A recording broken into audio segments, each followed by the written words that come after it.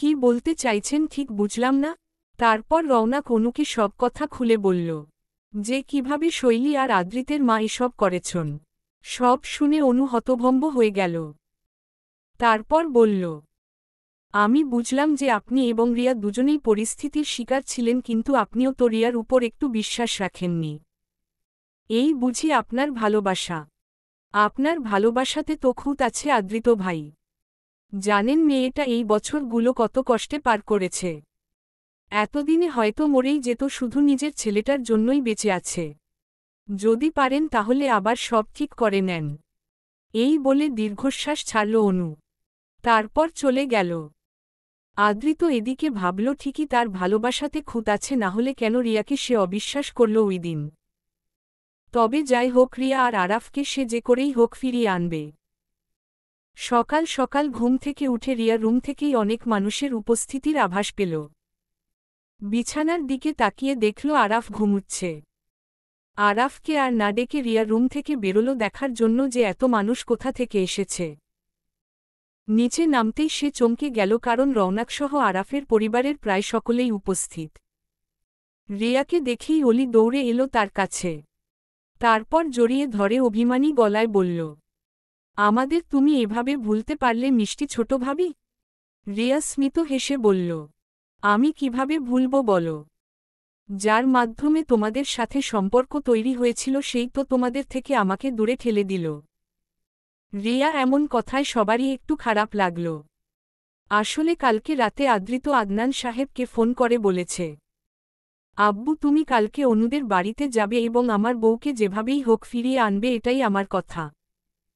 আদনান সাহেব হঠাৎ ছেলের এমন কথায় ভড়কে গেলেন। না মানে সালাম বা হ্যালো কিছু না বলেই সোজা বউ আনার কথা বলছে। তিনি নিজেকে ধাতস্থ করে বললেন, মানে কি বলতে চাইছ? রিয়ার খোঁজ পেয়েছ নাকি তুমি? হ্যাঁ, ও দেশে ফিরেছে কয়েকদিন হল। এখন অনুদের বাড়িতে আছে। তুমি কালকে ওইখানে যাবে এবং রিয়া আর আরাফকে ফিরিয়ে আনবে। আদনান সাহেব ভ্রু কুঁচকে বললেন, আরাফটা আবার কে? আদ্রিত ওই পাশ থেকে সোজাসাপটা জবাব দিল, আমার একমাত্র ছেলে। আর তোমার একমাত্র নাতি। আদনান সাহেব কিছু বুঝতে পারলেন না, তিনি হতভম্ব সুরে বললেন, তেমার ছেলে মানে ঠিক বুঝলাম না। তারপর আদ্রিত বলল যে তাদের বাচ্চাটা ওইদিন মারা যায়নি, বেঁচেই ছিল। সব শুনে আদনান সাহেব ভীষণ খুশি হলেন। যাক, তার বংশধর বেঁচে তো আছে। কিন্তু পরপরই তিনি ভ্রু কুঁচকে বললেন, সবই বুঝলাম, কিন্তু অন্যায় করেছ তুমি, তাহলে আমি কেন রিয়াকে ফিরিয়ে আনব? তুমি গিয়ে মেয়েটার কাছে ক্ষমা চাও এবং ফিরিয়ে আনো। আদ্রিত হুমকি দেওয়ার মতো সুরে বলল, তেমার বউয়ের জন্য আমার বউ বাচ্চা এতদিন আমার কাছ থেকে দূরে ছিল। সো এখন তুমিই আমার বউ বাচ্চাকে ফিরিয়ে আনবে, না হলে তোমার বউয়ের কাছ থেকে তেমাকেও আলাদা করে দেব। মনে রেখো ডিয়ার পাপা। অসভ্য ছেলের এমন কথায় তিনি দীর্ঘশ্বাস ছাড়লেন। বুড়ো বয়সে এসে এখন বউ ছাড়া থাকার জন্য ছেলের কাছ থেকে হুমকিও শুনতে হয়। তাই সকাল সকাল উঠেই সবাইকে নিয়ে চলে এসেছেন সব রাগ অভিমান ভেঙে নাতি এবং পুত্রবধূকে ফিরিয়ে নিয়ে যেতে। আদনান সাহেব রিয়াকে উদ্দেশ্য করে বললেন, এই বাবাটাকেও কি ভুলে গিয়েছিলি মা? একবারও যোগাযোগ করার চেষ্টা করিসনি, আমরা কি দোষ করেছিলাম তোর কাছে? রিয়া বলল, আপনারা কোন দোষ করেননি বাবা।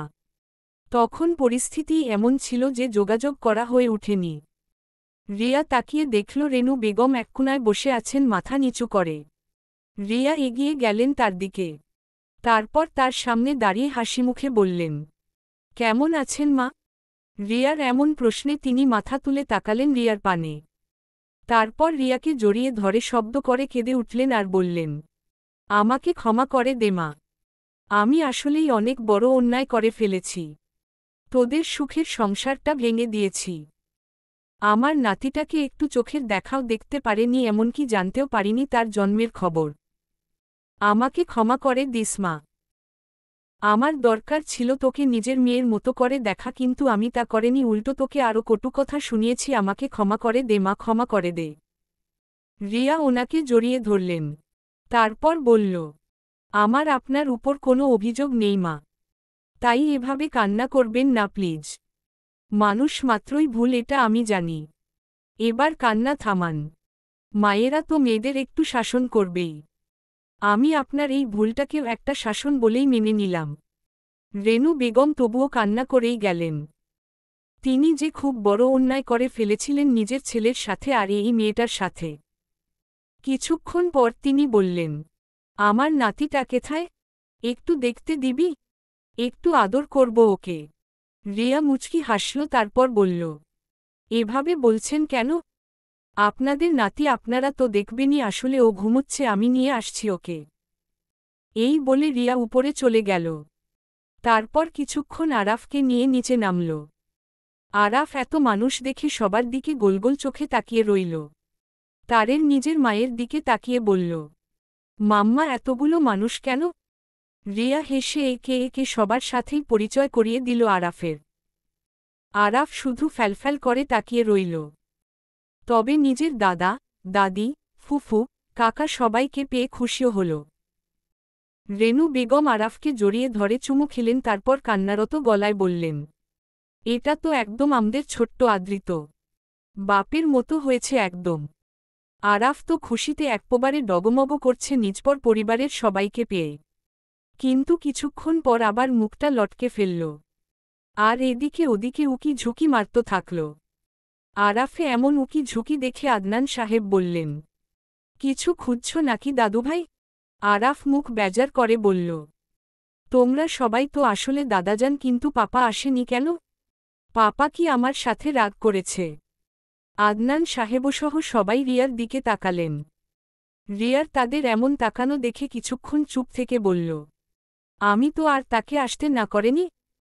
তাছাড়া আরাফকে আমি কথা দিয়েছি তার বাবার সাথে তার দেখা করাব। আদনান সাহেব আফনানকে বললেন, ওই অসভ্য ছেলেকে ফোন করে বলো এখানে আসার জন্য। আফনান ফোন করে আদৃতকে বলল আসার কথা।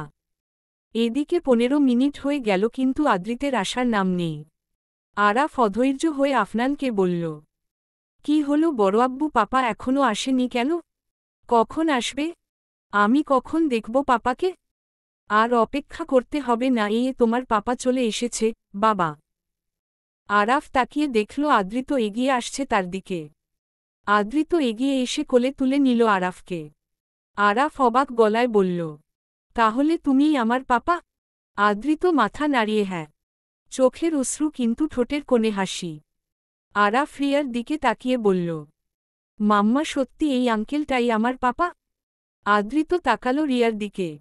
রিয়াও মাথা দুলিয়ে হ্যাঁ বলল। আরাফ এবার খুশি হয়ে নিজের ছোট ছোট হাত ধারা জড়িয়ে ধরল নিজের বাবাকে। Araballo. I missed you, Papa. তুমি জানো আমি তোমাকে অনেক মিস করেছি। সব বাচ্চাদের পাপারা তাদের স্কুলে নিয়ে যায়, খেলতে নিয়ে যায়, কিন্তু আমার পাপাকে আমি চিনতামই না। শেষের কথাটা বলার সময় আরাফ মন খারাপ করে ফেলল। আদৃত আরাফকে একটা চুমু দিয়ে বলল, এখন তো পাপাকে পেয়ে গেছ। এখন তোমাকে নিয়ে পাপা অনেক ঘুরব, খেলব। তারপর স্কুলে ও নিয়ে যাব। আর মন খারাপ করো না। আরাফ খুশি হয়ে বলল, Sati. আদৃত মাথা নাড়িয়ে হ্যাঁ বলল। অনেকক্ষণ চলল তাদের বাপ ছেলের কথাবার্তা। আরাফ যেন পুরো পৃথিবীর কথায় জমা রেখেছিল, যা আজকে নিজের বাবাকে পেয়ে সব বলে দিচ্ছে। কিছুক্ষণ পর আদনান সাহেব বললেন, এবার ফিরে চল না মা। আর কত অভিমান করে থাকবি? রিয়া বলল, তা কখনো হয় না বাবা। আপনাদের ইচ্ছে হলে নিজেদের নাতিকে এসে দেখে যাবেন। আর আরেকজন চাইলেই তার ছেলেকে আদর করতে পারে, দেখতে পারবে, কিন্তু আমরা কখনোই তার কাছে ফিরে যাব না। আদৃতের বুকের ভেতরটা যেন জ্বলে যাচ্ছে রিয়ার এমন কথায়। এবার আদৃতের ভাবি রোজা বলে উঠল, ফিরে চলো না বোন। দেখো আদৃত নিজের ভুলটা বুঝতে পেরেছে। এবার তো নিজেরা সব ঠিক করে নাও। রিয়া কিছু বলল না। রেনু বেগম বললেন, তুই কি আমাকে ক্ষমা করিসনি মা? যদি ক্ষমা করে থাকিস তাহলে ফিরে চল আমাদের সাথে। বেয়াই সাহেব আপনি একটু বুঝান রিয়াকে। শেষের কথাটা আফজাল সাহেবকে উদ্দেশ্য করে বললেন তিনি। আফজাল সাহেব দীর্ঘশ্বাস ফেলে বললেন, আমি এখানে কিছুই বলতে পারবো না। রিয়ার যা মতামত তাই আমার মতামত। সবাই অনেক বুঝালে রিয়াকে। এত সবের মধ্যে আদ্রিত চুপচাপ। এর মধ্যেই সে আরাফের কানে কানে কিছু বলল, যা শুনে আরাফ বলে উঠল, প্লিজ মাম্মা চলো না, আমরা পাপার সাথে যাই। আমি, তুমি, পাপা, দাদা, দাদি, আমরা সবাই একসাথে থাকব, অনেক মজা হবে। তুমি তো জানো আমি পাপাকে কত ভালোবাসি। আমি সবার সাথে হ্যাপি ফ্যামিলি হয়ে থাকতে চাই। রিয়া দেখলে ছেলের মায়াভরা মুখটা। কেন জানি ফলতে পারল না ছেলের আবদারটা। তাই অনেক দিক ভেবেচিন্তে সে রাজি হল ওর সাথে যাওয়ার উদ্দেশ্য। রিয়ার যাওয়ার কথা আদ্রিতের মুখে হাসি ফুটে উঠল, তবে তা সকলের অগোচরে। বাপ ছেলে একে অপরকে চোখ টিপ দিল। আজ সকাল সকাল আরাফ ঘুম থেকে উঠেই মহা খুশি।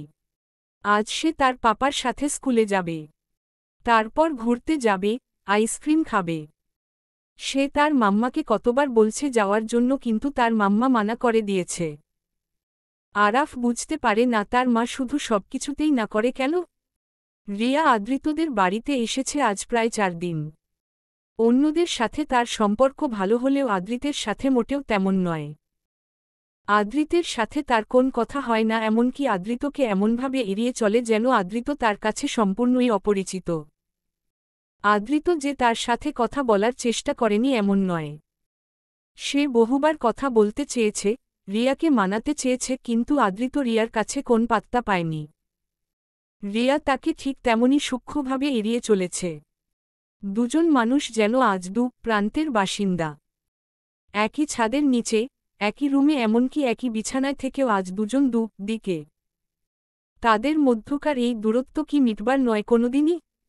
একে একে সকল রান্নার পদ এনে ডাইনিং টেবিলে রাখছে রিয়া। আর ছোট্ট আরাফ তার আঁচল ধরে পিছন পিছন ঘুরছে। সে কিছুক্ষণ আগেই খাবার খেয়ে রেডি হয়েছে স্কুলে যাওয়ার জন্য। তার একটাই আবদার, আজকে তার মাকে তার সাথে স্কুলে যেতে হবে। তার ইচ্ছে আজকে তার বাবা এবং মা তাকে একসাথে স্কুলে নিয়ে যাবে। কিন্তু রিয়া সাফ মানা করে দিয়েছে। তবুও আরাফ থামবার নামই নেই। এবার অতিষ্ঠ হয়ে রিয়া দিল এক ধমক। এই ধমক খেয়ে আরাফের মনটা অভিমানে ভরে উঠল। সে গুটি গুটি পায়ে এগিয়ে গিয়ে নিজের পাপার কোলে উঠে বুকের সাথে মিশে রইল চুপটি করে। আদ্রিতের এবার রাগ হল। সে এগিয়ে গেল রিয়ার দিকে। রিয়া হঠাৎ আদ্রিতকে নিজের সামনে দেখে ভ্রু কুঁচকে তাকাল। আদ্রিত অত্যন্ত ঠান্ডা গলায় বলল, তুমি যাবে না, ঠিক আছে, কিন্তু ছোট্ট বাচ্চাটাকে এভাবে ধমকালে কেন? রিয়া কোনো উত্তর দিল না। নিজের মতো কাজ করতে থাকল। এটা দেখে আদ্রিতের এবার আরও রাগ হল। এখানে আপাতত তারা তিনজন ছাড়া কেউ নেই। সে রিয়ার বাহু চেপে ধরল এবং দাঁতে দাঁত পিষে বলল, আমি তোমাকে একটা প্রশ্ন করেছি সুখ, উত্তর দিচ্ছ না কেন? রিয়া এবার বলল, আপনার কোনো প্রশ্নের উত্তর দিতে আমি বাধ্য নয়। আর আমার ছেলেকে আমার যা ইচ্ছে করব। আরাফ কিন্তু আমারও ছেলে। ও আচ্ছা, বলে তাচ্ছিল্য হাসল। আদ্রিত ঠিকই বুঝতে পারল রিয়ার এই হাসির মানে। সে এবার ক্লান্ত। এসব আর নিতে পারছে না সে। আদ্রিত এবার ক্লান্ত গলায় বলল, এভাবে আর কতদিন চলবে সুখ? আমার আর এসব ভালো লাগছে না, ট্রাস্ট মি। রিয়া এবারও কোন উত্তর দিল না। আদ্রিত নিজের উত্তর না পেয়ে এবার সত্যি ব্যথিত হল। তাই নিজে না খেয়েই ছেলেকে কোলে নিয়ে বেরিয়ে গেল বাড়ি থেকে তাকে স্কুলে পৌঁছে দিতে। এদিকে রিয়াও দীর্ঘশ্বাস ছাড়ল। তারও তো এসব মান অভিমান আর ভালো লাগছে না। সেও চায় সব ঠিক করে আবার নতুন করে শুরু করতে। কিন্তু আগের কথা মনে পড়লেই আবার মনটা বিষিয়ে ওঠে। সব আবার ঠিক করে নিবে রিয়া, কিন্তু তার আগে আদ্রিতকে আরেকটু শায়েস্তা করা যাক। অফিসে উদাসীন অবস্থায় চেয়ারে গাইলিয়ে বসে আছে আদ্রিত। জীবনের প্রতিটা হিসাব কষতে ব্যস্ত সে। মানছে সে অন্যায় করেছিল, কিন্তু তখন সে নিজেও ছিল পরিস্থিতির শিকার।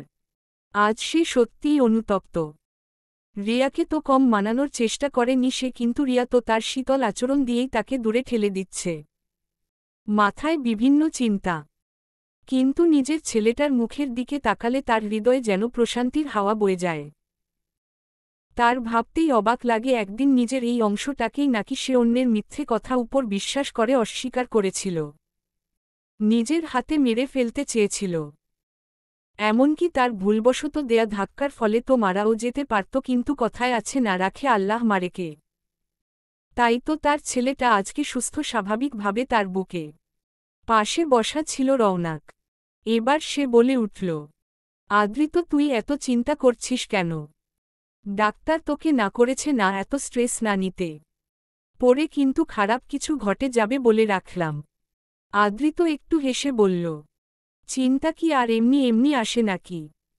তারপর একটু থেমে চোখ দুটো বুজে ক্লান্ত গলায় বলল, আমি এবার সত্যিই ক্লান্ত রে রওনাক। রিয়ার এমন শীতল আচরণ আর দূরে দূরে থাকা আমার একটুও ভালো লাগছে না আর। যখনই সব ঠিক করতে চায় তখনই ও এড়িয়ে চলে আমাকে। আমি আর এসব নিতে পারছি না। রওনাক আদৃতের দিকে তাকিয়ে দীর্ঘশ্বাস ছাড়ল। ভাবল একবার নিজেই কথা বলে দেখবে রিয়ার সাথে। রাত প্রায় 12টা বাজে। আদৃতের এখনও আসার নাম নেই। সকালেও খেয়ে যায়নি। দুপুরেও নাকি অফিস থেকে বেরিয়ে কোথায় চলে গেছে। আর এখনও বাড়ি ফিরেনি। অন্যদিন তো 8টা বাজেই চলে আসে। ছোট্ট আরাফ বাবার জন্য অপেক্ষা করতে করতে কখন ঘুমিয়ে গেছে। রিয়া এবার সত্যিই চিন্তিত। মানুষটা সারাদিন কিছু খেয়েছে কি না। যতই রাগ অভিমান থাকুক দিনেশেষে এই লোকটাই তার ভালোবাসার মানুষ, তার সন্তানের বাবা। কয়েকবার অলির ফোন দিয়ে আদৃতকে কলও করেছে কিন্তু কেউ রিসিভ করেনি। এর মধ্যে হঠাৎ কলিংবেলের আওয়াজ হল। রিয়া ভাবল আদৃত এসেছে। সে দরজা খুলতে তার ধারণাই ঠিক হল। কিন্তু আদৃত একা নয়, তার সাথে রওনাকও আছে। আদৃতকে খুব ক্লান্ত লাগছে। চুলগুলো কেমন এলোমেলো। চোখগুলো লাল হয়ে আছে। তা দেখে রিয়া চিন্তিত হয়ে জিজ্ঞেস করল, কি হয়েছে আদৃতের? ওকে এমন লাগছে কেন? রওনাক জবাব দিল, আদৃত এখন কথা বলার অবস্থাতে নেই রিয়া। একটু সরে দাঁড়াও, ওকে রুমে নিয়ে যায়। আর সারাদিন ওর কিছু খাওয়া হয়নি, ওর জন্য খাবার নিয়ে এসো। খাবার খেয়ে তারপর ঔষধ খেতে হবে। রিয়া সরে দাঁড়াতেই রওনাক আদৃতকে রুমে নিয়ে গেল। রিয়া খাবার গরম করতে গেল। আর চিন্তিত হয়ে আদৃতের কথা ভাবতে থাকল। কিছুক্ষণ পর খাবার নিয়ে গেল রুমে। দেখল রওনাক আদৃতকে আরও আগেই ফ্রেশ করিয়ে দিয়েছে। রওনাক রিয়াকে চুপ করে দাঁড়িয়ে থাকতে দেখে ভ্রু কুঁচকে বলল, কি হলো, দাঁড়িয়ে আছো কেন? ওকে খাইয়ে দাও। রিয়া থতমত খেয়ে বলল, এই নে। রওনাক এবার একটু কড়া গলায় বলল, তুমি নাতে কি আমি খাইয়ে দিব? ওর বউ কি আমি নাকি তুমি? আর ওকে দেখে মনে হচ্ছে যে সে নিজের হাতে খাওয়ার অবস্থায় আছে। এখন কি একজন অসুস্থ মানুষের জন্য ও তেমার সামান্য দয়াটুকুও হবে না? রিয়া আর কিছু না বলে আদৃতকে খাইয়ে দিল। তারপর রওনাক কয়েকটা মেডিসিন খাইয়ে দিল। ঔষধ খেতেই আদৃত ঘুমিয়ে গেল। তা দেখে রিয়া উৎসুক গলায় বলল, ওর এমন অবস্থা কেন আর ওকে এটা কিসের মেডিসিন দিলেন? তুমি জেনে কি করবে? তুমি তো ওকে সহ্য করতে পারো না, তাই ওর কোন ব্যাপারে জানতেও হবে না। আপনি এভাবে কেন বলছেন ভাইয়া? আপনি তো জানেন যে আপনার বন্ধু আমার সাথে কি করেছিল অতীতে। তাহলে আমি কিভাবে পারি তাকে এত সহজে ক্ষমা করে দিতে? রওনাক এবার একটু তাচ্ছিল্য গলায় বলল, তো মিসেস রিয়া, আপনি কি ভেবেছেন এতদিন আপনি একাই শুধু কষ্ট পেয়েছেন আর এদিকে আমার বন্ধু বুঝি সুখের সাগরে ভেসেছে? শুধু নিজের দিকটায় তো দেখে গেলে একবারও আদৃতের দিকটা ভেবে দেখলে না। ও নিজেও তো পরিস্থিতির শিকার ছিল। তোমার কাছে তো ক্ষমাও চেয়েছে।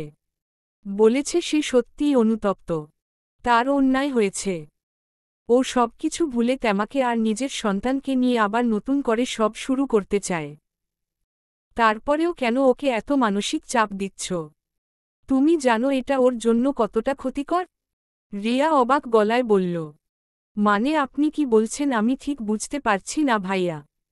রওনাক এবার একটা তপ্ত শ্বাস ফেলে বলতে শুরু করল, আমি এটাই বলতে চাইছি যে তুমি চলে যাওয়ার পর আদৃত একটুও ভালো থাকতে পারেনি। তুমি চলে যাওয়ার কয়েকদিন পরই জানতে পারল এইসব ঘটনার পিছনে আসলে আন্টি আর শৈলীর হাত। যেহেতু তুমি নির্দোষ তাহলে বাচ্চাটা নিশ্চয়ই আদৃতের ছিল। আর আদৃত ভেবেছিল ওইদিন ওর ধাক্কার ফলে বাচ্চাটা হয়তো আর বেঁচে নেয়। এইসবে আদৃত অনেক ভেঙে পড়েছিল। তোমাকে অনেক খোঁজার চেষ্টা করেছে। এমনকি লন্ডনে গিয়েও খুঁজে এসেছিল, কিন্তু তোমার টিকিট আরও খোঁজ পায়নি। একদিকে নিজের সন্তানকে অস্বীকার করা, তাকে নিজের হাতে মেরে ফেলেছে ভাবা, নিজের ভালোবাসাকে হারানোর যন্ত্রণা, আর আরেকদিকে নিজের মায়ের এমন জঘন্য ষড়যন্ত্র, এসবে ও অনেক মানসিক চাপের মধ্যে ছিল সব সময়। এক প্রকার ডিপ্রেশনে চলে গিয়েছিল। আর এসব মানসিক চাপ সহ্য করতে না পেরে আদৃতের একদিন হার্টে অ্যাটাক চলে আসে। শেষের কথাটা শুনে রিয়া চমকে উঠে দুপা পিছিয়ে গেল। চেপে ধরল নিজের এক হাত দিয়ে অপর হাতখানা। সে তো এমন কিছু কল্পনাতেও চায়নি।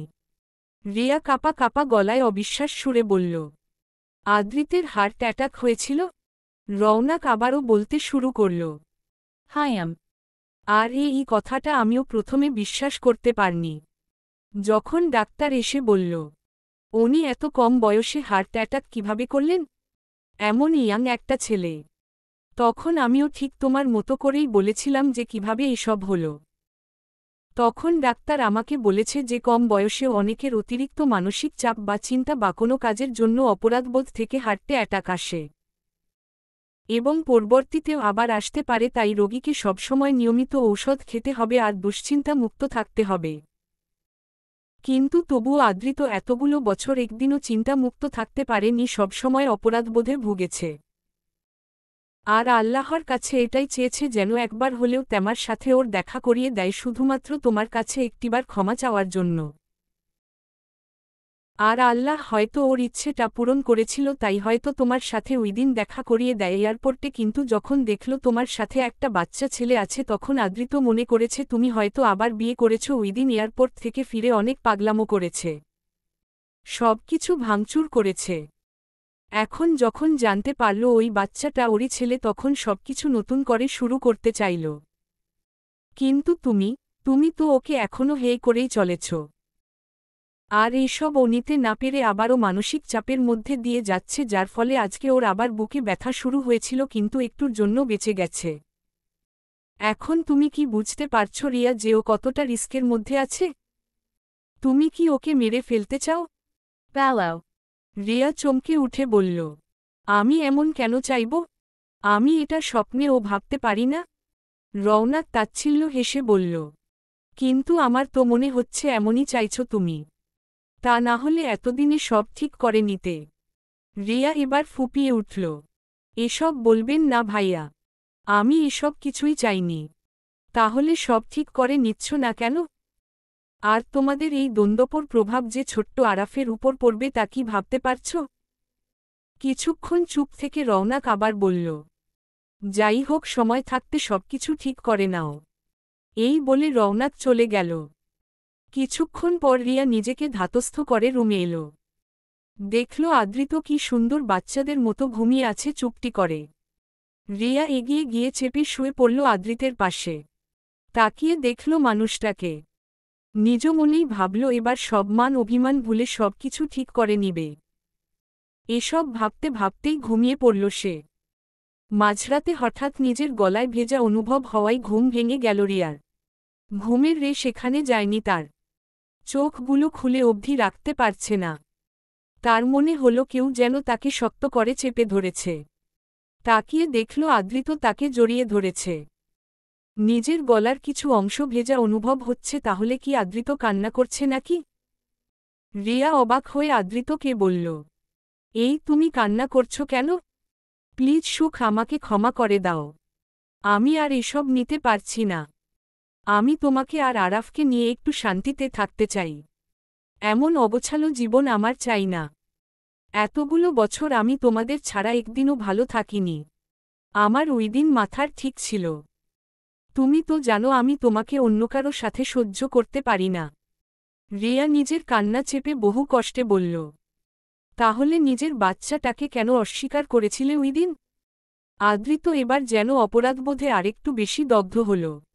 আমি এইটা বলতে চাইনি, কিন্তু আমাকে তোমার আর রণয়ের একটা অপ্রীতিকর অবস্থার ছবি পাঠানো হয়েছিল। এইটা নকল ছবি ছিল, কিন্তু দেখে বুঝার উপায় ছিল না এটা যে নকল। তখন তোমাকে আর রণয়কে রেস্টুরেন্টে ওইভাবে দেখে রেগেছিলাম, তার উপর এই ছবি। এর মধ্যেই আবার তুমি প্রেগন্যান্সির খবর জানালে এইসব মিলিয়ে রাগের মাথায় আমি বলেছিলাম।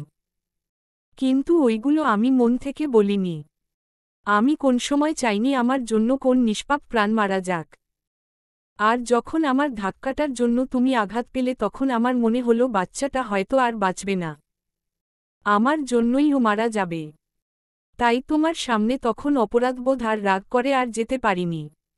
রিয়া এবার আদৃতকে থামিয়ে দিয়ে বলে উঠল, চুপ, এসব কথা আর মনে করবে না। যা অতীতে ছিল তা নিয়ে আর ভাবতে চাই না। আমারও আর এসব রাগ অভিমান ভালো লাগছে না, এইবার নতুন করে শুরু করতে চাই সব। ওইদিন তারা দুজন দুজনকে অনেক কথায় বলল। এবার দুঃখের দিন শেষে দুজনের চোখেই সুখের দিনের আশা নিজের সন্তানকে নিয়ে। আর এই কথাও দিল একে অপরকে যে কোন পরিস্থিতিতেই আর কেউ কাউকে অবিশ্বাস করবে না। কারণ ভালোবাসাতে বিশ্বাসটা খুবই প্রয়োজনীয়। আর যেখানে বিশ্বাস নেই সেখানে সবকিছুই বৃথা। আজ অনু রৌনকের বিয়ে। মাঝখানে কেটে গেছে প্রায় 6 মাস। সেদিনের পর থেকে রিয়া আদৃত তাৎপর ছেলেকে নিয়ে ভালোই আছে। আর এদিকে রৌনক অনুর মধ্যেও আবার সবকিছু ঠিক হয়ে গেছে। আর আজ সেই ঝগড়ুটে জুটির বিয়ে। রৌনককে বহুত কসরত করতে হয়েছে এই হিটলার শ্বশুরকে রাজি করাতে। ছোট্ট আরাফ বিয়ে বাড়িতে এদিক ওদিক দৌড়াদৌড়ি করছে। আজ তো তারই আনন্দ করার দিন, কারণ তার একমাত্র মিমির বিয়ে আজ। রিয়াও কাজে ভীষণ ব্যস্ত আজ। আর আদৃত আছে রৌনকের কাছে একমাত্র বন্ধুর বিয়ে বলে কথা। প্রিয়া জিসান ও উপস্থিত আছে, সাথে তাদের 3 বছরের মেয়ে। সে তার আরাফ ভাইয়ের সাথে খেলতে ব্যস্ত।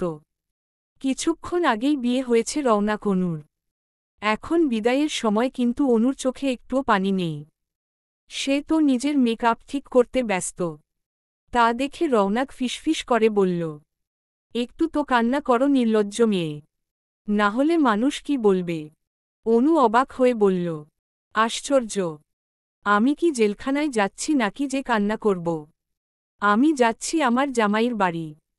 রৌনক আর কিছু না বলে মুখ বাঁকালো শুধু। ও জানে অনুকে বলেও লাভ নেই, কারণ এই মেয়ের লজ্জা শরম একটু কমই। বারান্দায় দাঁড়িয়ে আছে রিয়া। অনুর বিদায়ের পর তারাও চলে এসেছে বাসায়। এখন প্রায় রাত 12টা বাজে। আরাফ ঘুমিয়েছে মাত্র কিছুক্ষণ। রিয়া তাকিয়ে আছে আকাশের দিকে। হঠাৎ পিছন থেকে দুটো বলিষ্ঠ হাত শাড়ির ফাঁক গলিয়ে জড়িয়ে ধরল তার কোমর। রিয়া মুচকি হাসল। আদৃত রিয়ার ঘাড়ে মুখ গুজে দিল।